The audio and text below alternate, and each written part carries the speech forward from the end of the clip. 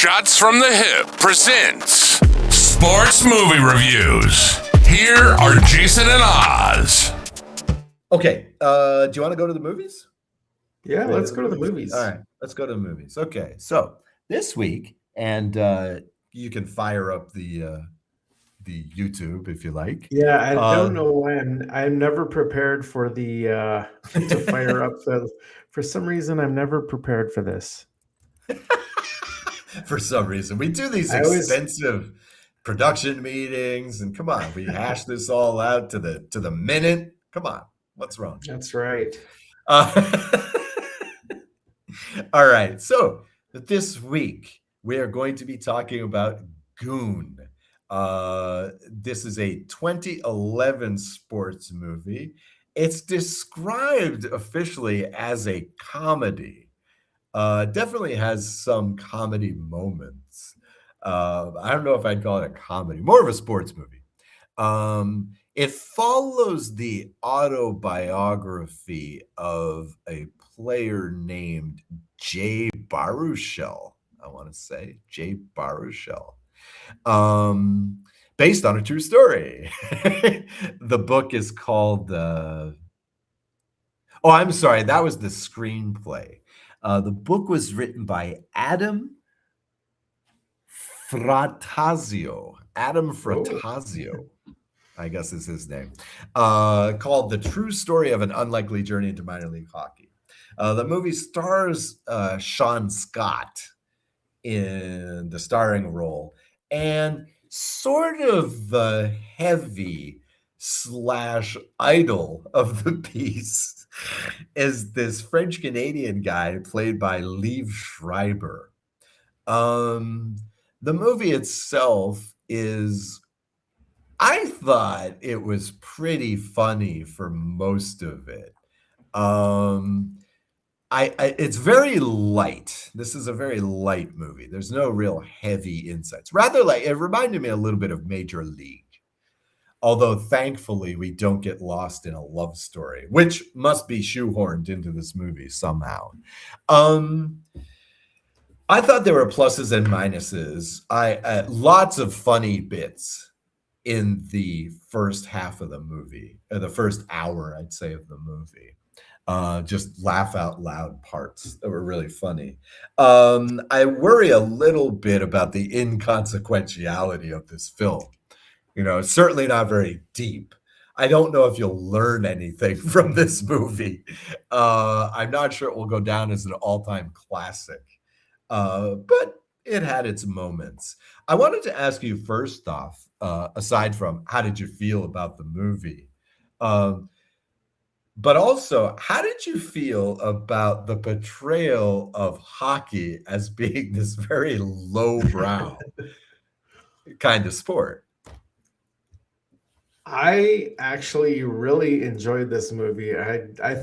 When this came out, I thought there's no way I'm watching this movie because it looks so stupid. And right. Now, that being said, I am a huge Sean Patrick Scott fan. I did like him in other movies. So, speaking of hilarious parts, like when the announcer at the beginning, when they are singing the national anthem and she's butchering the song, and the announcer says, "That was borderline treasonous and a disgrace." Borderline treasonous. Yeah. I was going to point out that line. That was one of the better lines in the movie. Yep. I really enjoyed this movie. I really did. It reminded me a lot of, and I had to just Google this a minute ago because I could not remember the name. It reminded me a lot of the Danbury Trashers, which was they were a Canadian hockey team famous for just being goons and fighting and taking huge penalties and just being a trashy team. And this reminded me a lot of them for some reason. Mm-hmm. Mm-hmm. I don't know if you're familiar with them.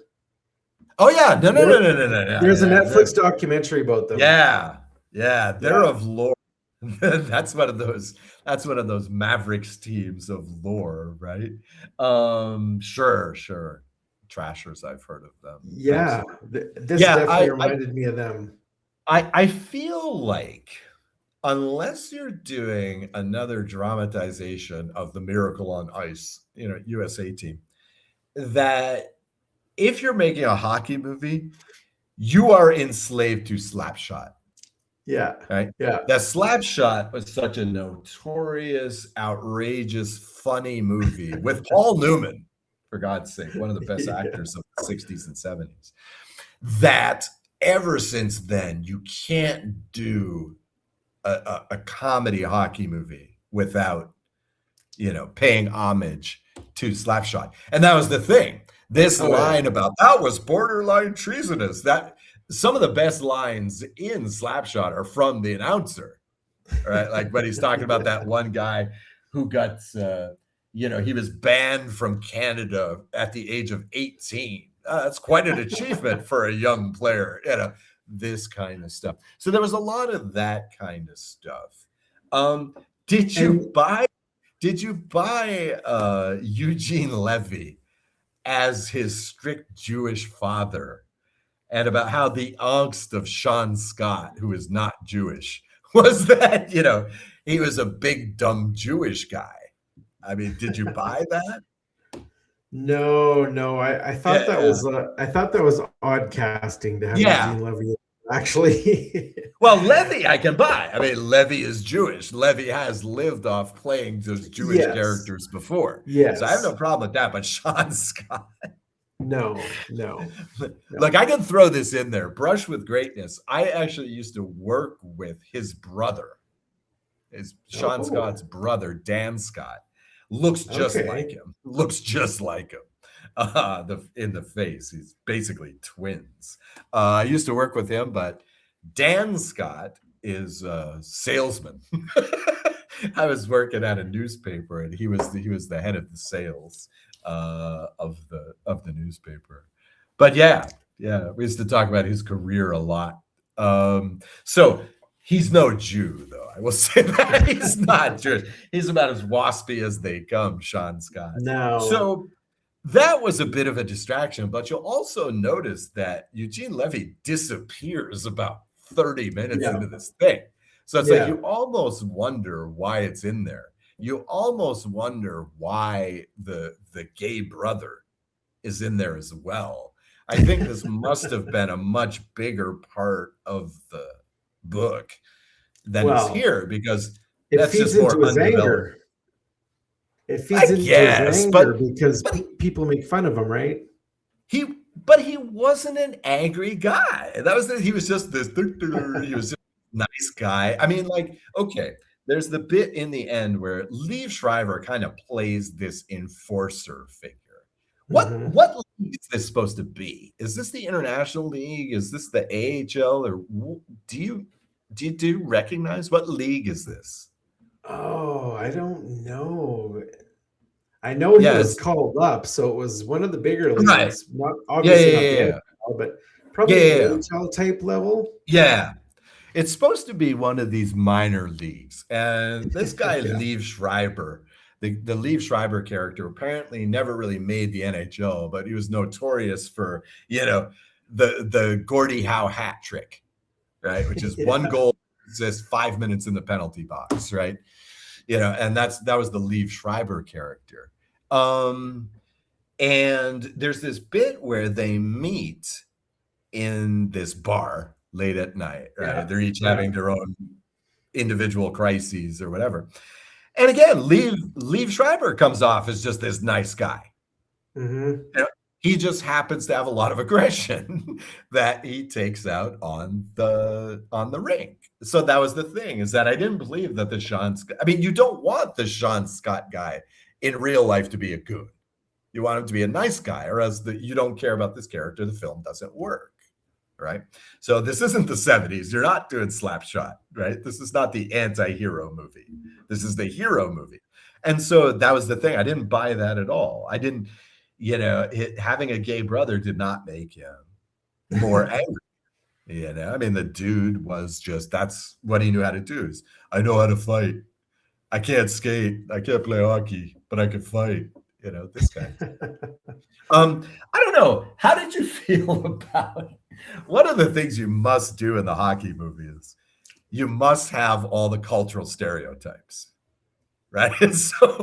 So what did you think of, the macho Russian guys? I assume they're Russian. They might have been Slovakian or Czech or something.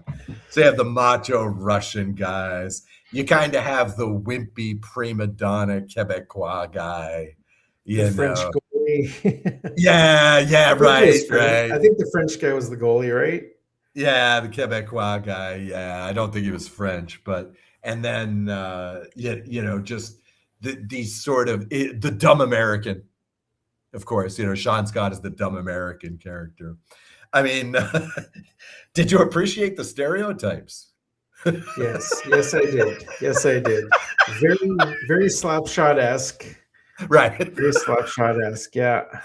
Again, like paying homage. The only other thing I would say is weird ending. Weird ending. Not your traditional sports movie ending. In fact, really strange because the movie just kind of ends. It's not really a proper ending. I mean, you don't even get the end of the playoff game. Right? You don't even know what happens, right? No, wait. They win the game, right? They do, I think, right? I won't give too many spoilers here, but yeah. No, on second thought, they do show you the ending of the last game. I had forgotten it because that's not the point. Right? That's not the point. The climax of the movie happens elsewhere. So, on the whole, I liked this more than I remembered the first time I saw it. What did you think of Kim Coates as the head coach? Oh, well, great. Although I felt like because he was a comedic character that he wasn't consistent enough. Sometimes he was, let's go get these guys, shut up and play. And then other times he was this reasoned, logical guy. So I felt like he suffered a little bit there from this movie is very short and very tight, so I feel like there was stuff left on the floor with this guy.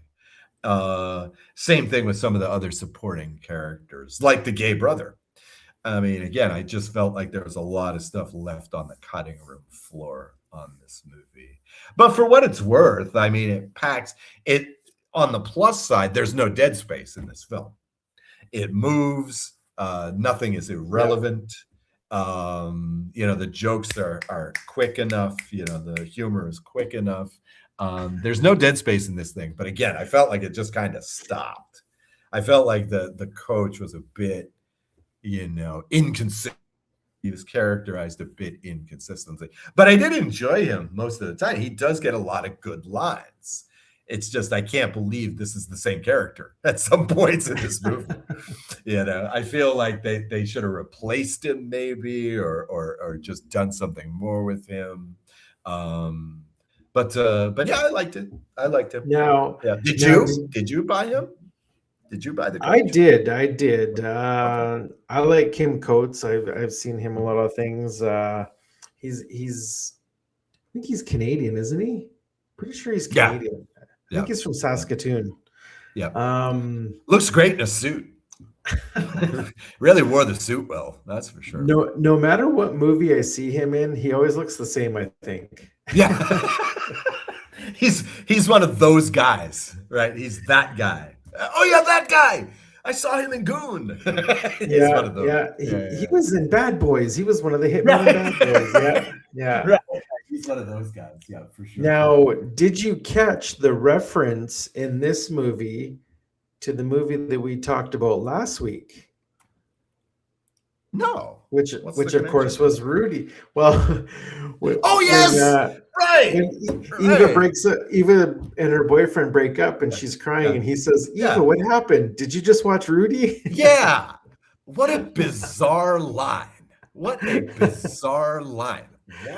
that? What did you just watch Rudy? I mean, it could have been anything. Did your dog die? No. Did you watch Rudy? That's very strange. Man. But yeah, nice callback. Just dumb comedy. Yeah. Yeah. They used to refer to this, Schwarzenegger was famous for this. the so-called throwaway lines, right? Which don't really exist for any point except to get the laugh, right? Yeah. And of course, Schwarzenegger was classic for this, He had to split, right? He like saws the guy in half. Where did he go? He had to split, right? This line means nothing. It's only there for the joke, all right? So yeah, the Rudy line was quite the throwaway, but I'm glad that their in simpatico was shots from the hip. 15 years in the past, they knew we were coming. They knew we were coming. So overall, what would you rate this movie? I give it 3.5 stars. Yeah. I mean, it's nothing deep. I might watch it again. So I'm gonna bump it up to 4 just because it's a hockey movie. Well, yeah. See, there you go. I am essentially not a hockey guy. So, and again, like the classic hockey movie is Slapshot, but I don't think this one's going to go down as a classic, but it's very watchable. Second time I saw it, so rewatchable. I had forgotten some of the twists in the movie, some of the plot machinations in the movie. But it's good enough. It's good enough. Nothing deep. It won't teach you about hockey. No. Even though it's based on a true story, you won't learn much history or anything like that. But you notice how all these movies that we're reviewing are based on a true story. Based on true events. Yeah. Thinking about the only true event. I think the only true event in this movie was that hockey is played on ice. Yeah, exactly. exactly. Yeah, and like there is a penalty box, and that basically, it's kind of like that they run that thing. Any semblance to persons living or dead is purely coincidental. It's like any semblance to actual professional hockey is purely coincidental. Even though it's based on a true story. I mean, it wasn't that bad, but yeah. Not the most intellectual movie around, but worth a watch. It's quick.